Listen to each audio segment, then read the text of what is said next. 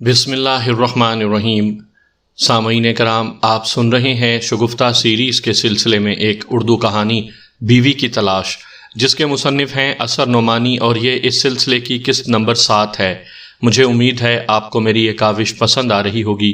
آپ نے اگر ابھی تک میرا چینل کہانی گھر سبسکرائب نہیں کیا تو ابھی میرے چینل کو سبسکرائب کر کے بیل نوٹیفیکیشن آن کر لیجئے تاکہ آنے والی ہر نئی کہانی کی اطلاع بروقت آپ تک پہنچ سکے۔ آئیے خالد صاحب، جمیلہ نے کہا، جب تک ہما کھانا وغیرہ تیار کرے ہم لوگ ذرا باغ میں گھوم آئیں۔ وہ طارق کی طرف گھومی جو چولہا جلانے کی کوشش کر رہا تھا۔ آپ چل رہے ہیں طارق صاحب؟ میرا خیال ہے آج پکنک کا فیصلہ ہی غلط کیا گیا۔ طارق کے جواب دینے سے پہلے خالد بول اٹھا، یہ موسم دیکھ رہی ہیں آپ؟ کیوں، موسم کو کیا ہوا؟ اچھا خاصا تو ہے، جمیلہ نے حیرت سے کہا۔ یہ ٹھنڈی ٹھنڈی ہوائیں، یہ لہلہاتا ہوا خوش رنگ سبزہ، یہ آسمانوں کی وسعتوں میں سمٹی پھیلتی سرمئی بدلیاں۔ خالد نے ایک ٹھنڈی سانس بھری۔ آپ کو معلوم ہے کہ میں ایسے واہیات موسم میں جب بھی کسی خاتون کے ساتھ گھومنے جاتا ہوں مجھے فوراً زکام ہو جاتا ہے۔ آپ چلیے تو صحیح، میں ذمہ لیتی ہوں کہ زکام نہیں ہوگا، جمیلہ مسکرائی۔ تو بخار ہو جائے گا، انفلوئنزا ہو جائے گا۔ کچھ نہیں ہوگا، جمیلہ نے خالد کا ہاتھ پکڑ لیا۔ اٹھیے، خالد نے بے بسی سے طارق کی طرف دیکھتے ہوئے کہا۔ اچھا تو پھر تم بھی ساتھ چلو، اس نے کہا۔ کون، میں؟ طارق گھبرا کر بولا۔ میں کیسے جا سکتا ہوں؟ یہاں ہما صاحبہ جو اکیلی رہ جائیں گی۔ آپ اتنا ڈرتے کیوں ہیں؟ جمیلہ نے کچھ تلخی سے کہا۔ لا حول ولا قوت، کیا باتیں کرتی ہیں آپ؟ میں کیوں ڈروں گا؟ آخر مرد کا بچہ ہوں۔ خالد اٹھ کھڑا ہوا۔ چلیے، کہاں چلتی ہیں؟ تمہارا کھانا کتنی دیر میں تیار ہو جائے گا؟ جمیلہ نے مسکراتے ہوئے ہما سے پوچھا۔ زیادہ سے زیادہ 1 گھنٹہ۔ 1 گھنٹہ؟ خالد نے کسی ایسے مجرم کی طرح منہ لٹکا لیا جیسے عمر قید کی سزا سنا دی گئی ہو۔ گھبرائیے نہیں، ہم 1 گھنٹے سے پہلے واپس آ جائیں گے، جمیلہ نے تسلی دی۔ خالد اور وہ ساتھ ساتھ چلتے ہوئے باغ میں بنی ہوئی مصنوعی پہاڑی کی جانب چل دیے۔ یا اللہ، اب یہ آپ کا چولہا کبھی جل بھی سکے گا یا نہیں؟ ہما نے پوچھا۔ محترمہ، میں کوئی پیشہ ور باورچی نہیں ہوں، طارق نے جواب دیا۔ زیادہ جلدی ہے تو آپ خود جلا لیں۔ میری سمجھ میں نہیں آتا کہ جب لوگ کام نہیں کر سکتے تو لے کر کیوں بیٹھ جاتے ہیں۔ جی ہاں، سمجھ میں تو میری بھی بہت سی باتیں نہیں آتی، طارق نے رومال سے ہاتھ صاف کرتے ہوئے کہا۔ مثلاً یہ دیکھ لیجئے کہ بعض چہرے اتنے حسین ہوتے ہیں کہ انہیں دیکھ کر ان سے باتیں کر کے گمان تک نہیں کیا جا سکتا کہ ان کے دل اتنے بدصورت ہوں گے، مگر ہوتے ہیں۔ میں ایک لڑکی کو جانتا ہوں، میں آپ کو بس کیا بتاؤں کہ وہ کتنی خوبصورت ہے، بس جیسے چاند کا ٹکڑا۔ کوئی دیکھے تو یہی سمجھے کہ صورت کی طرح اس کی سیرت بھی اتنی ہی پیاری ہوگی، مگر آپ یقین نہیں کریں گی کہ وہ لڑکی مردوں کو بے وقوف بنا کر دولت کماتی ہے، شادی کا جھانسا دے کر ہفتے ہفتے بھر کا فرمائشی پروگرام نوٹ کروا دیتی ہے۔ ہما بڑی حیرت سے طارق کی صورت دیکھ رہی تھی۔ نہ مجھے اس طرح نہ دیکھیں، طارق نے شریر لہجے میں کہا۔ میں وہ لڑکی نہیں ہوں۔ واقعی؟ ہما سنبھل گئی۔ اچھا کیا آپ نے بتا دیا، ورنہ میں تو داد دینے کا ارادہ کر ہی رہی تھی کہ بہن تم نے میک اپ بہت اچھا کیا ہے۔ سچ کہتا ہوں، جب میں نے اسے دیکھا تو زندگی میں پہلی مرتبہ مجھے اپنی دھڑکنیں بے ربط محسوس ہوئیں۔ اس کے چہرے پر اتنی معصومیت، انداز میں اتنی پاکیزگی اور چال میں اتنا وقار تھا کہ کسی شاہ جہان کی ممتاز محل ہوگی تو بس ایسی ہی ہوگی۔ بے اختیار میرے دل نے چاہا کہ اگر مجھے کوئی ایسا ہم سفر مل جائے تو پھر مجھے تقدیر سے کچھ اور مانگنے کی ضرورت نہیں ہوگی، مگر زندگی چاند سی عورت کے سوا اور بھی کچھ ہے، ہما نے درمیان میں بولتے ہوئے کہا۔ یہاں وہ افراد بھی ہیں جو اپنا مطلب حاصل کرنے کے لیے دوسروں کی مجبوریوں سے فائدہ اٹھانے سے دریغ نہیں کرتے۔ اب آپ نے اس لڑکی کی مثال دی، آپ کو کیا معلوم کہ بظاہر اس کے مسکراتے ہوئے چہرے کے پیچھے کتنی مجبوریاں سسک رہی تھیں۔ کیا یہ ممکن نہیں کہ اس شخص نے اس لڑکی کو دھمکی دی ہو کہ اگر تم نے میری محبت قبول نہیں کی تو میں تمہاری اس عزیزہ کو ملازمت سے برطرف کروا دوں گا جس پر تمہاری کفالت کا بھار ہے؟ اور کیا یہ ممکن نہیں کہ وہ لڑکی اس دھمکی کا انتقام اس شخص کو بے وقوف بنا کر لے رہی ہو؟ کسی کے دل میں جھانک کر دیکھنے سے پہلے آپ یہ کس طرح کہہ سکتے ہیں کہ جو کچھ وہ کہہ رہا ہے اس میں کون سا جذبہ شامل ہے؟ کیا آپ بھی اس لڑکی کو جانتی ہیں؟ طارق نے حیرت سے پوچھا۔ میں نہیں تو یہ آپ نے کیسے سمجھ لیا؟ ہما پریشان سی ہو گئی۔ میں نے کسی خاص شخص کی مثال تو نہیں دی تھی. پھر آپ کو یہ کیسے اندازہ ہوا کہ وہ لڑکی کسی ایک مرد کے ساتھ ایسا سلوک کر رہی ہے؟ اس کا شکار ہونے والوں کی تعداد ایک سے زیادہ بھی تو ہو سکتی ہے. جی؟ دوسری بات یہ ہے کہ میں نے کہا تھا کہ میں اس لڑکی کو جانتا ہوں. ایسی صورت میں اندازہ لگانا ایک حد تک درست بھی ہو سکتا ہے، لیکن آپ اگر اسے نہیں جانتی تو کیسے کہہ سکتی ہیں کہ اس کے کسی عمل کے پیچھے کون سا جذبہ کام کر رہا ہے؟ ہما کی آنکھوں میں ایک شوق چمک ظاہر ہوئی. فرض کیجئے کہ میں اسے جانتی ہوں. اس صورت میں یہ معلوم کرنا چاہوں گا کہ آپ نے ابھی جو کچھ کہا یہ محض ایک اندازہ ہے یا اس کا کوئی حقیقت سے بھی تعلق ہے؟ فرض کیجئے یہ حقیقت ہو. آنکھوں کی چمک اور بڑھ گئی تھی. تب پھر مجھے اتنی خوشی ہوگی کہ میں بیان نہیں کر سکتا. کیوں؟ اس لیے کہ اس کی اس بات سے سب سے زیادہ تکلیف بھی مجھے پہنچی تھی. مگر کیوں پہنچی تھی؟ سوال تو یہی ہے. اس لیے کہ طارق حق لایا. ہاں شاباش، بتا دیجئے. کوئی آپ کو مارے گا نہیں. اس لیے کہ میں اس سے محبت کرتا ہوں، اسے اپنی زندگی کا شریک بنانا چاہتا ہوں، بشرط یہ کہ وہ ویسی ہوئی جیسی میں کہتی ہوں. یہ بھی تو کہیے. جی ہاں، وہ تو ظاہر ہے. اور مزید شرط یہ کہ اس کی شادی پہلے ہی کہیں طے نہ ہو چکی ہو یا وہ کسی سے محبت نہ کرتی ہو. جی؟ طارق چونکا. آپ کو حیرت کیوں ہوئی؟ ہما نے کہا. کیا میں نے کوئی بہت انہونی بات کہہ دی ہے؟ سچ بتائیے، کیا اس کی شادی واقعی کہیں طے ہو چکی ہے؟ طارق نے گھبرا کر پوچھا. فرض کیجئے ہو چکی ہو تو؟ خدا کے لیے صاف بات کیجئے. میں ایسی خطرناک بات فرض کرنے کے لیے بھی تیار نہیں ہوں. صاف ہی سننا چاہتے ہیں تو جہاں تک مجھے معلوم ہے اس کی شادی تو کہیں طے نہیں ہوئی. وہ کہتے کہتے رک گئی. خدا کا شکر ہے، طارق کے منہ سے بے اختیار نکلا. مگر وہ کسی سے محبت ضرور کرتی ہے. ہما نے آہستہ سے اپنا ادھورا فکرہ مکمل کر دیا. او خدا، آپ کو مجھے پریشان کرنے میں کوئی لطف آ رہا ہے؟ طارق نے بے چارگی سے کہا. معاف فرمائیے طارق صاحب، میری آپ کی واقفیت اتنی پرانی تو نہیں کہ اتنی بے تکلفی کی متحمل ہو سکے. ہما کی تیوری پر بل پڑ گئے. میں معذرت خواہ ہوں، طارق نے جلدی سے کہا، لیکن آپ کو یقین ہے کہ وہ سچ مچ کسی سے محبت کرتی ہے؟ جی ہاں، کچھ نہ کچھ تو کرتی ہے. ہما نے دوسری طرف منہ پھیرتے ہوئے جواب دیا. کچھ نہ کچھ؟ گویا ابھی معاملہ کچا ہے، پکا نہیں ہوا. طارق نے غور سے ہما کی طرف دیکھا. آپ کے خیال میں اگر میں کوشش کروں تو کوئی گنجائش نکل سکتی ہے؟ کس بات کی؟ اس بات کی کہ میں اس کی محبت حاصل کر سکوں. آپ؟ ہما نے سر سے پیر تک طارق کو دیکھا. کیوں؟ آپ مجھے اس قابل نہیں سمجھتی؟ آپ نے ابھی کہا تھا کہ کسی شاہ جہاں کی ممتاز محل ہوگی تو اس کی طرح ہی ہوگی. جی ہاں. مگر آپ مجھے کسی ممتاز محل کے شاہ جہاں نہیں معلوم ہوتے. گستاخی معاف، میں آپ سے یہ گزارش تو نہیں کر رہا ہوں کہ آپ مجھے اپنے لیے پسند فرما لیں. دیکھیے، آپ پھر بے تکلف ہونے کی کوشش کر رہے ہیں. ہما نے تیزی سے کہا. میری پسند اتنی گھٹیا نہیں ہے. جی ہاں، طارق نے سر ہلا دیا. آپ کے لیے تو کوئی آسمان سے اترے گا. نہ صحیح، مگر خود رو گھاس کی طرح زمین سے بھی نہیں اگے گا. میری سمجھ میں نہیں آتا کہ آپ اپنی ذات زیر بحث کیوں لا رہی ہیں. طارق نے کہا. بات تو اس لڑکی کی ہو رہی تھی. جی؟ ہما اس طرح چونکی جیسے یہ اس کے لیے ہی انکشاف کر رہا ہو. جی ہاں، آپ غالباً درست کہہ رہے ہیں. تو پلیز آپ کا سوال کیا تھا؟ ایک مرتبہ پھر دہرا دیجئے. میں نے پوچھا تھا کہ کیا آپ کے خیال میں اس لڑکی کے قابل نہیں ہوں؟ اس کا صحیح فیصلہ تو وہی لڑکی کر سکتی ہے. ہما نے سوچتے ہوئے جواب دیا. البتہ میں یہ جانتی ہوں کہ اس کے لیے بڑے بڑے حسین اور دولت مند لڑکوں کے پیغامات آ رہے ہیں. ابھی گزشتہ ہفتے ایک ریاست کی بات تو میرے سامنے ہی آئی تھی. تو محترمہ، ہم بھی کوئی ایسے گئے گزرے نہیں ہیں. طارق نے کہا.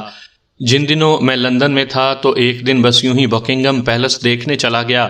مجھے بالکل معلوم نہیں تھا کہ پیلس کے پائیں باغ میں شہزادی مارگریٹ کبوتر اڑا رہی ہے. میں ٹہل رہا تھا کہ وہ میرے پاس آئیں. ان کے ہاتھوں میں 2 چاکلیٹ آئس کریم بار تھے. کہنے لگیں، ذرا ہماری آئس کریم پکڑ لیں، ہم سامنے والی دکان سے 1 آنے کی مونگ پھلی لے کر ابھی آتے ہیں. خیر صاحب، میں نے آئس کریم ان سے لے لی. میں بھی آئس کریم کھانے کا بہت شوقین ہوں. ادھر وہ گئیں، ادھر میں نے 1 آئس کریم کھا لی.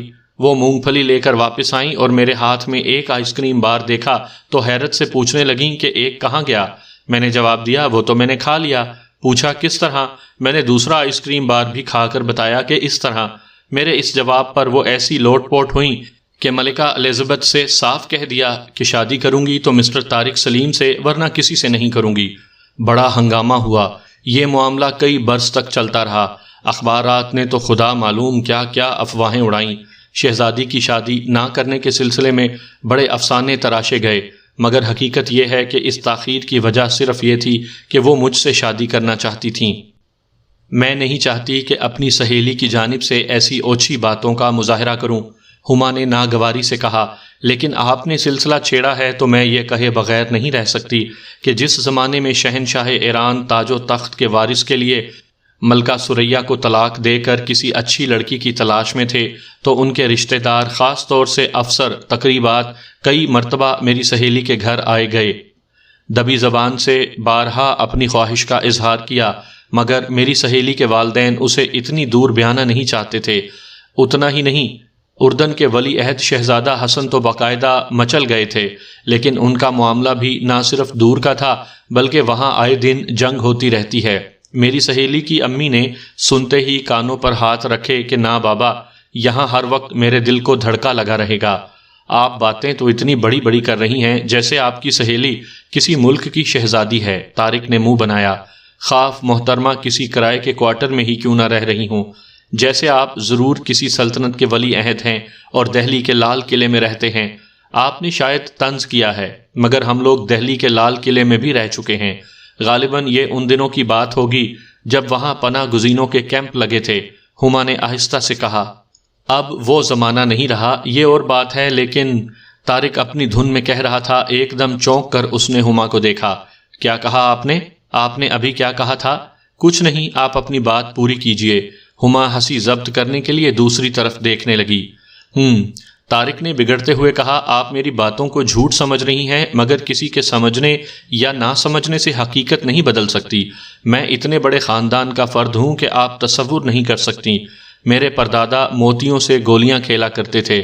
میرے دادا کے خزانے میں اتنے ہیرے جواہرات تھے کہ جب سال کے سال خزانے کا حساب کتاب کرنے کے لیے انہیں نکالا جاتا تو 6 مہینے انہیں نکالنے میں لگتے تھے اور بقیہ 6 ماہ واپس رکھنے میں۔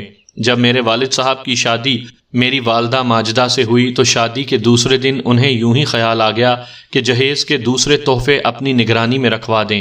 چنانچہ وہ توشہ خانے کے دروازے کے قریب کرسی ڈال کر بیٹھ گئے اور تقریباً 1 درجن ملازمین کو حکم دیا کہ چیزیں لانا شروع کر دیں۔ اس کے بعد جب وہ اس کرسی سے اٹھے تو اس وقت میری عمر 2 سال کی ہو چکی تھی۔ بس اور اسی پر آپ کو ارمان ہے کہ میری سہیلی سے شادی کریں گے؟ ہما نے منہ چڑھانے والے انداز میں کہا۔ جناب، میری سہیلی کے پردادا ہر شب ہیرے موتیوں کا 3 فٹ اونچا، 4 فٹ چوڑا اور 6 فٹ لمبا ڈھیر لگوا کر اس پر استراحت فرماتے تھے، اور روز صبح کو وہ ہیرے موتی غربا میں خیرات کر دیے جاتے تھے۔ دادا کے خزانے کا اندازہ اس سے لگائیے کہ جہاں وہ رکھا جاتا تھا ایک مرتبہ اس میں وائٹ واش کروانے کا ارادہ کیا گیا۔ ہمسائیگی کے خیال سے میری سہیلی کے دادا نے پڑوس میں رہنے والے ایک مزدور خاندان کو، جس کے افراد کی تعداد 5 تھی، کام پر لگا دیا۔ جب کام ختم ہونے پر اس خاندان کے جملہ ممبران کا شمار کیا گیا تو وہ 50 تک پہنچ چکے تھے۔ والد صاحب نے میری سہیلی کی سالگرہ میں مرغ پلاؤ کی اتنی دیگیں پکوائی تھیں کہ یہ دیکھنے کے لیے کہ چاول گل گئے یا نہیں باورچیوں کی انگلیوں میں چھالے پڑ گئے۔ دعوت شروع ہوئی تو کھانا کھلانے والے تمام خدمتگار غائب تھے۔ بڑی حیرت ہوئی کہ آخر سب کے سب کہاں جا سکتے ہیں۔ دریافت حال پر معلوم ہوا کہ باورچی نے انہیں قورمے کا نمک چکھایا تھا۔ سب کو بدہضمی ہو گئی ہے۔ دعوت کے بعد دسترخوان سے چاولوں، ہڈیوں اور روٹی کے ٹکڑوں کی اتنی بڑی تعداد جمع ہو گئی تھی کہ کیمیائی کھاد بنانے والا ایک کارخانہ 5 سال تک اس سے اپنی ضروریات پوری کرتا رہا۔ ماشاءاللہ ماشاءاللہ، طارق نے گردن ہلائی۔ بہرحال ان باتوں سے یہ ظاہر ہو گیا کہ جہاں تک خاندانی حالات کا تعلق ہے، میری اور تمہاری سہیلی کی جوڑی چاند سورج کی جوڑی کہی جا سکتی ہے، اور ایسی صورت میں سمجھتا ہوں کہ اسے میرے ساتھ شادی کرنے پر کوئی اعتراض نہیں ہونا چاہیے۔ مگر شادی کے لیے صرف خاندانی حالات ہی نہیں، شخصی معاملات کو بھی دیکھنا پڑتا ہے۔ ہما نے جواب دیا، میری سہیلی بہترین سیرت و کردار کی مالک ہے۔ صورت و شکل کی تعریف آپ اپنے منہ سے کر ہی چکے ہیں۔ میں نہیں سمجھتی کہ وہ آپ جیسے خد و خال کے ایک لا ابالی نوجوان کو پسند کرے گی۔ کیا؟ طارق بگڑا۔ آپ مجھے معمولی خد و خال کا ایک لا ابالی نوجوان سمجھتی ہیں؟ برا نہ مانیے گا، میں نے مروتاً آپ کی سہیلی کی تھوڑی سی تعریف کر دی تو اس کا مطلب یہ نہیں کہ وہ کسی خوش فہمی میں مبتلا ہو جائے۔ میں کہنا نہیں چاہتا تھا مگر اب مجبوراً کہنا پڑتا ہے کہ میں نے اتنی بدصورت لڑکی اپنی زندگی میں نہیں دیکھی، اور میری سہیلی اس وقت یہاں ہوتی تو اس کے الفاظ بھی کم و بیش یہی ہوتے کہ آپ کا چہرہ دیکھ کر ہی عزیز کارٹونسٹ کو کارٹون بنانے کا خیال آیا تھا۔ مجھے حیرت ہے کہ اتنی کالی کلوٹی پکوڑے جیسے ناک والی لڑکی سے مجھے شادی کرنے کا خیال کیوں آیا، اور میں شکر کرتی ہوں کہ میں نے آپ پر رحم کھا کر اپنی سہیلی سے آپ کی سفارش کرنے کا وعدہ نہیں کر لیا۔ اگر خدا نخواستہ یہ شادی ہو جاتی تو میں ساری زندگی اپنی سہیلی سے نگاہیں چار نہیں کر سکتی تھی۔ لا حول ولا قوت۔ طارق کھڑا ہو گیا۔ اس سے تو کہیں بہتر تھا کہ میں آپ کی تنہائی کے خیال سے رکنے کے بجائے خالد اور جمیلہ صاحبہ کے ساتھ ٹہلنے چلا گیا ہوتا۔ تو اب چلے جائیے، آپ کو روکا کس نے ہے؟ ضرور چلا جاؤں گا، لعنت ہے اس پر جو کبھی آپ کی سہیلی کا نام بھی زبان پر لائے۔ توبہ توبہ، کچھ نہیں ہے تو اتنا اکڑ رہے ہیں، کچھ ہوتے تو پتہ نہیں کیا کرتے، میری سہیلی کی تو زندگی اجیرن ہو جاتی۔ اچھی بات ہے، 7 تالوں میں بند کر کے رکھیے اپنی سہیلی کو، میں جا رہا ہوں، طارق نے پیر پٹکتے ہوئے کہا اور تیزی سے اس روش پر چل دیا جس پر جمیلہ اور خالد گئے تھے۔ یہ دیکھیے، جمیلہ نے اشارہ کیا، اس پہاڑی سے یہ آبشار کتنی خوبصورتی سے گرایا گیا ہے۔ دراصل کارپوریشن والے موتی جھیل کے پانی شہر لانے کے لیے پائپ لائن ڈالتے ہوئے اس پہاڑی تک پہنچے تو ان کی سمجھ میں نہیں آیا کہ اس اوٹ پٹانگ پہاڑی سے پائپ کو کیسے گزارا جائے۔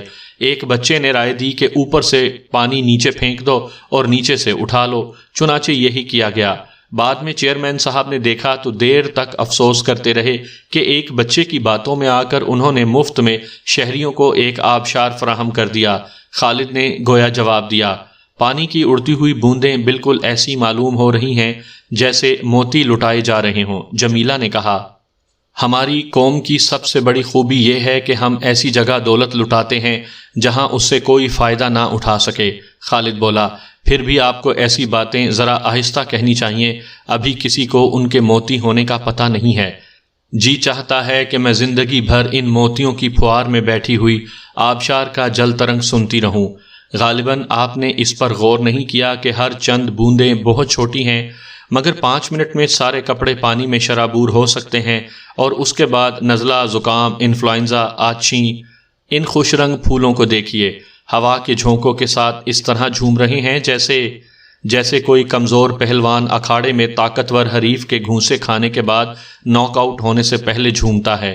خالد نے بات کاٹتے ہوئے کہا، میں اس سے پہلے کئی مرتبہ یہاں آئی ہوں۔ جمیلہ بڑی جذباتی آواز میں بولی، مگر کبھی احساس تک نہیں ہوا تھا کہ یہاں کے منظر اتنے حسین اور ماحول اتنا رومان پرور ہے۔ بس اسی سے اندازہ کر لیں کہ آج آپ کی طبیعت ضرور کچھ نہ کچھ خراب ہے۔ خالد نے جلدی سے کہا، کیوں نہ واپس چل کر کسی ڈاکٹر سے مشورہ کر لیں؟ آپ بھی تو آج سے پہلے یہاں آئے ہوں گے۔ جمیلہ جیسے خالد کی کوئی بات ہی نہیں سن رہی تھی۔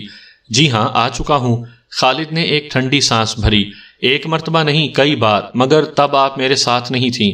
آج آپ کے ساتھ یوں لگتا ہے کہ جو لوگ قدرتی مناظر کی تعریف میں زمین و آسمان کے کلابے ملاتے ہیں وہ سب بکواس کرتے ہیں۔ جی؟ جمیلہ نے جیسے پہلی مرتبہ خالد کی بات کا نوٹس لیا۔ جی ہاں، یہ خوبصورت پہاڑی، یہ سبزہ، یہ آبشار، یہ بوندوں کا جل ترنگ، سب بیکار چیزیں ہیں، ایسی چیزیں جن کا اپنا کوئی حسن نہیں۔ یہ سب خوبصورت نظر آنے کے لیے کسی اور ہی شاہکار کے محتاج ہوتے ہیں، وہ شاہکار جس کا نام عورت ہے۔ جمیلہ کی آنکھیں چمکنے لگیں۔ آپ سچ مچ ایسا سمجھتے ہیں؟ اس نے پوچھا۔ کیوں نہیں؟ حسین سے حسین منظر بھی صرف اس وقت تک حسین نظر آتا ہے جب تک کوئی عورت وہاں نہیں ہوتی۔ اس منظر میں عورت کو شامل کر دیجئے اور پھر آن کی آن میں پورے منظر کا بیڑا غرق ہو جائے گا۔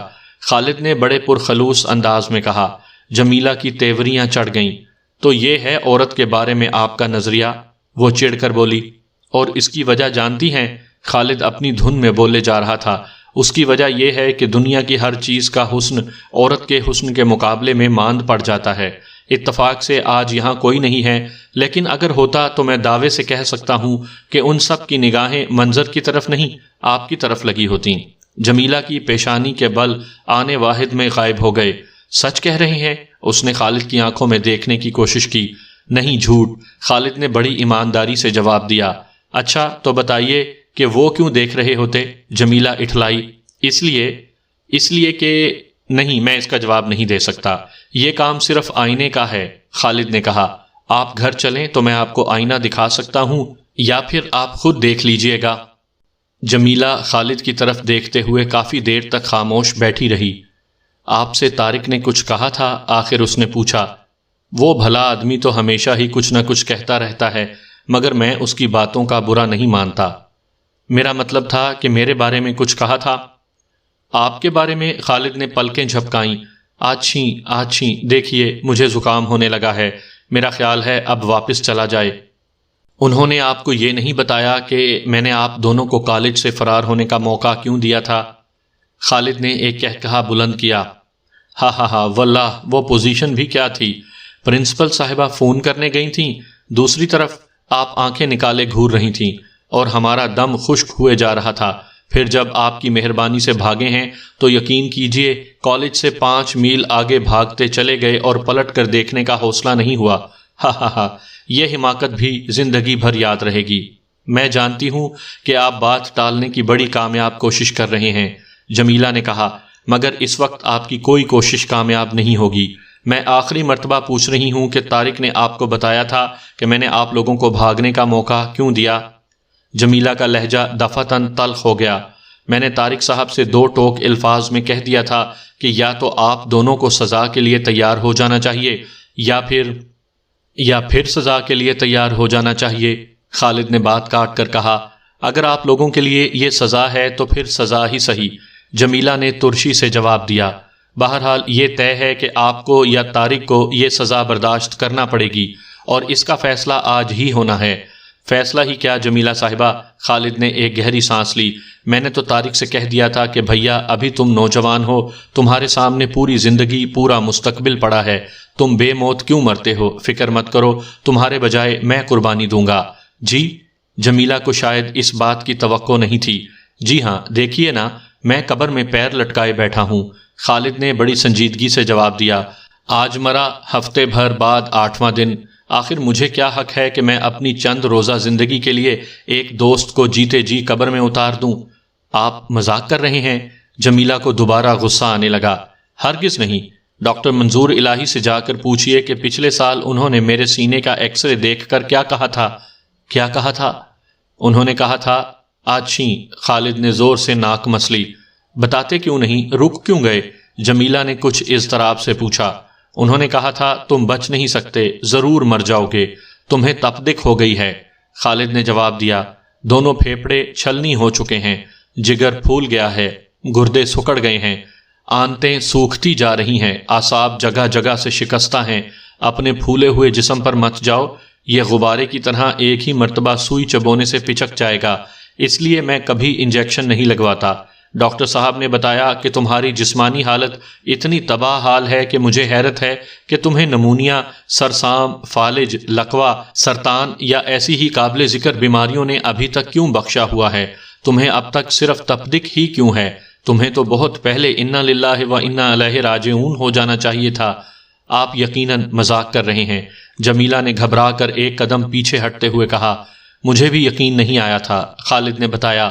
میں نے بھی ڈاکٹر منظور الہی سے یہی کہا تھا کہ ڈاکٹر صاحب آپ مذاق کر رہے ہیں۔ اس کا جواب جانتی ہیں کیا ملا؟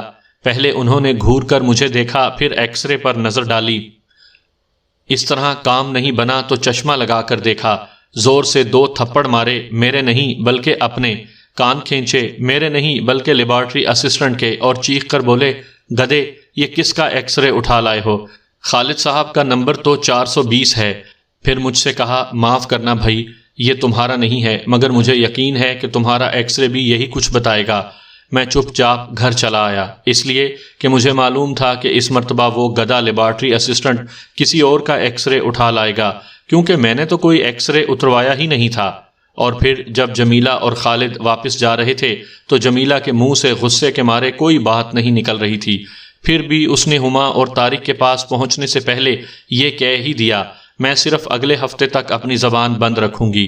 1 ہفتے بعد اگر آپ یا آپ کے دوست قاضی کو لے کر میرے گھر نہیں پہنچے تو میں کسی پولیس انسپیکٹر کو لے کر آپ کے گھر پہنچ جاؤں گی۔ پکنک پر جاتے ہوئے جتنا جوش و خروش تھا، پکنک سے واپسی پر اتنی ہی خاموشی چھائی ہوئی تھی۔ ہما اور طارق کا منہ بھی پھولا ہوا تھا اور جمیلہ بھی جیسے بات بات پر کاٹنے کو دوڑ رہی تھی۔ صرف ایک خالد ہی تھا جو اس ماحول میں بھی لطیفے سنانے پر تلا ہوا تھا۔ بوریت کی ایک وجہ یہ بھی تھی کہ واپسی میں تقریباً 1 میل تک پیدل چلنے کے باوجود ابھی تک کوئی ٹیکسی نہیں ملی۔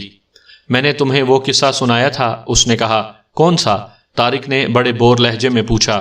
وہی جب میں اور تم ایک رات سینما کا سیکنڈ شو دیکھ کر گھر واپس آ رہے تھے اور ٹیکسی نہیں مل رہی تھی۔ نہیں، مجھے یاد نہیں، طارق نے جواب دیا۔ کیا یاد نہیں؟ خالد نے پوچھا۔ یہ کہ میں کبھی تمہارے ساتھ سینما کا سیکنڈ شو دیکھنے گیا ہوں۔ چلو کوئی بات نہیں، اور باقی دوسری باتیں تو یاد ہوں گی، خالد نے جیسے تسلی دی۔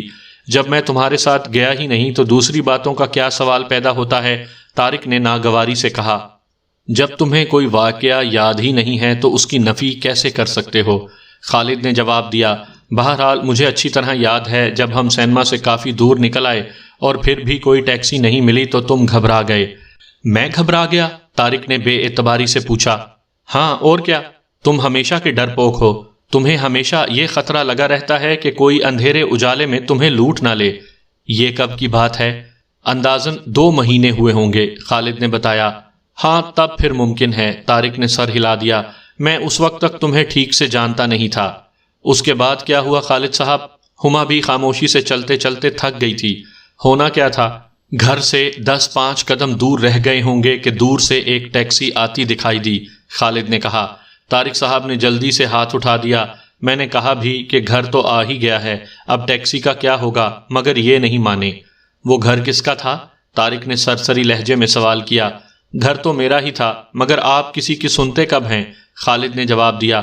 تو ہما صاحبہ، انہوں نے ٹیکسی روکنے کا اشارہ کیا۔ ٹیکسی قریب آ کر رک گئی، مگر اس سے پہلے کہ میں یا طارق کچھ کہتے دروازہ کھلا اور ڈرائیور صاحب جھومتے ہوئے نیچے اترے اور ہمارے سامنے ہاتھ جوڑ کر کھڑے ہو گئے۔ کہنے لگے، معاف فرمائیے گا حضرات، مجھے معلوم ہے رات بہت ہو گئی ہے، آپ لوگ یقیناً گھر جا رہے ہوں گے، اگر زحمت نہ ہو تو ذرا مجھے راستے میں ڈراپ کرتے جائیں۔ ہما کو ہنسی آ گئی۔ خدا کا شکر ہے، طارق نے جلدی سے کہا۔ میں آپ سے مخاطب نہیں تھی، ہما منہ بنا کر بولی۔ معاف کیجئے، میری خوشی کا اظہار بھی آپ کی مسکراہٹ کے لیے نہیں، اس ٹیکسی کے لیے تھا جو سامنے سے آ رہی ہے، طارق نے جواب دیا۔ ہما اور خالد نے نگاہ اٹھا کر دیکھا تو واقعی ایک ٹیکسی چلی آ رہی تھی اور اتفاق سے خالی ہی تھی۔ ٹیکسی، خالد نے زور سے ہاتھ ہلایا۔ ٹیکسی قریب آ کر رک گئی۔ کہاں جانا ہے؟ ڈرائیور نے کھڑکی سے سر نکال کر پوچھا۔ ارے ہمارے جانے کو چھوڑیے ڈرائیور صاحب، یہ فرمائیے آپ کہاں جا رہے ہیں؟ خالد نے کہا، ہمارا گھر اس طرف نہیں بھی ہوگا تب بھی کھینچ تان کر لانے کی کوشش کریں گے۔ ڈرائیور کچھ کہنے کا ارادہ کر ہی رہا تھا کہ جمیلہ دروازہ کھول کر اندر بیٹھ گئی۔ اورنگ آباد کوارٹرز، اس نے کہا۔ ہما اور خالد پچھلی سیٹ پر بیٹھ گئے۔ طارق کو ڈرائیور کے پاس جگہ ملی۔ ڈرائیور نے میٹر ڈاؤن کیا۔ اس کی رفتار کیا ہے ڈرائیور صاحب؟ خالد نے پوچھا۔ رفتار تو 60-70 بھی جا سکتی ہے جناب، ڈرائیور نے جواب دیا، مگر میں 30-40 سے زیادہ نہیں چلاتا۔ پھر تو اس دور میں تمہیں ولی اللہ کہنا چاہیے، خالد نے کہا۔ میں سمجھا نہیں صاحب، ڈرائیور نے انجن سٹارٹ کرتے ہوئے پوچھا۔ یوں سمجھو کہ 30-40 کا مطلب یہ ہوا کہ اورنگ آباد کوارٹرز یہاں سے 7 میل ہیں، تو اس حساب سے تقریباً 14 روپے بنیں گے، جبکہ عام ٹیکسیوں کا میٹر 25 روپے سے کم نہیں دکھائے گا۔ ظاہر ہے کہ 25 روپیہ کے مقابلے میں 14 روپیہ بڑا ایماندارانہ کرایہ معلوم ہوتا ہے، مگر میں تو کار کی رفتار کی بات کر رہا تھا صاحب۔ یار کبھی موقع محل دیکھ کر بات کر لیا کرو، طارق نے بوریت سے کہا۔ کوئی سننا چاہے یا نہ چاہے، تمہاری بکواس جو ایک مرتبہ شروع ہو گئی تو پھر بند نہیں ہو سکتی۔ اچھی بات ہے، میں تو ماحول کی سنگینی کم کرنے کی کوشش کر رہا تھا، خالد نے کہا۔ آپ لوگ نہیں چاہتے تو نہ سہی، گھر پہنچتے پہنچتے سنگ باری ہونے لگے تو مجھ سے نہ کہیے گا۔ اور خدا معلوم خالد نے سنگ باری کا خطرہ کیسی گھڑی میں ظاہر کیا تھا کہ جب یہ سب لوگ جمیلہ کے کوارٹر پہنچے تو وہاں مینیجر مقصود علی صاحب بقول خود گزشتہ 1 گھنٹے سے انتظار کر رہے تھے۔ طارق اور خالد کو دیکھ کر انہیں چونکنا ہی چاہیے تھا۔ مجھے نہیں معلوم تھا جمیلہ باجی کہ آپ ان لوگوں کو جانتی ہیں، انہوں نے حیرت سے کہا۔ جمیلہ باجی؟ خالد نے اپنے سر پر ہاتھ پھیرا۔ اس حساب سے ہما صاحبہ کو آپ دادی تو نہیں، امی ضرور پکارتے ہوں گے۔ ہما نے ہنسی چھپانے کے لیے منہ دوسری طرف کر لیا۔ میں تمہاری بات نہیں کر رہا ہوں۔ مینیجر صاحب کا چہرہ غصے سے سرخ ہو گیا۔ آئیے مقصود صاحب، ہم لوگ گھر میں چل کر بیٹھیں، جمیلہ نے کہا۔ آپ سے تو فنکشن کے بعد پھر کبھی ملاقات ہی نہیں ہوئی۔ جی ہاں، بس اپنی بدقسمتی ہی کہہ سکتا ہوں۔ مینیجر صاحب کی پیشانی پر ایک دم جیسے استری ہو گئی۔ کئی مرتبہ ارادہ کیا کہ سلام کو حاضر ہوں، مگر آپ جانتی ہیں کہ اتنی بڑی فیکٹری کا بار مجھ اکیلے کے کاندھوں پر ہے۔ سیٹھ صاحب اتنا اعتماد کرتے ہیں کہ ہر معاملہ مجھ پر چھوڑ رکھا ہے، دم مارنے کی بھی فرصت نہیں ملتی۔ مکھیاں مارنے والوں کو عموماً یہی شکایت رہتی ہے، خالد نے آہستہ سے کہا۔